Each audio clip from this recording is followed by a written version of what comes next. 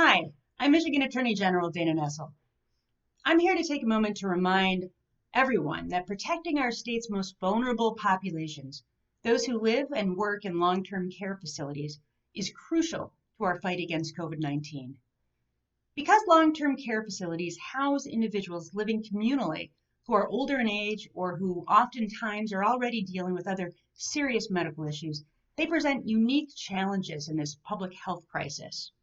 Executive Order 2020-148 provides rules that long-term care facilities must follow, not only as a matter of law, but also to help protect the health and safety of the facility's residents and staff members in the midst of this public health emergency.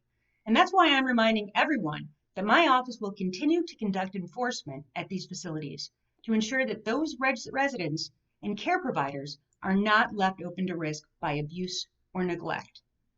Working in coordination with the Department of Licensing and Regulatory Affairs and Health and Human Services, my office's Healthcare Fraud Division has been focusing its efforts on evaluating complaints of long-term care facilities that are violating the governor's executive order, and we will take appropriate action to make sure Michiganders are protected.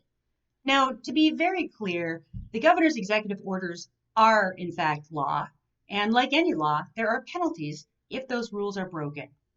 Willful violations of this executive order are considered a misdemeanor offense, and those who break the rules are subject to a $500 fine and/or 90 days in jail, regardless of position or title.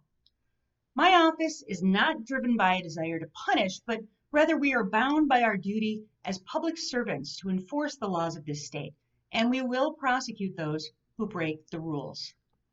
We each have a role to play in this pandemic, and the responsibility of protecting the safety and health of our residents, including those in long-term care facilities, is truly a shared responsibility.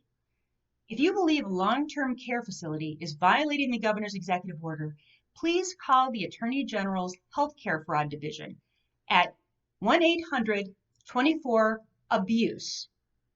You can also file an electronic complaint with my office by going to mi.gov/AG complaints. Please, as Michigan continues to work through this pandemic together, consider the consequences that could result from your actions or inactions, not just the legal consequences, but the risk to yourself, your coworkers, your family members, and your friends. Thank you for listening, and stay safe, Michigan.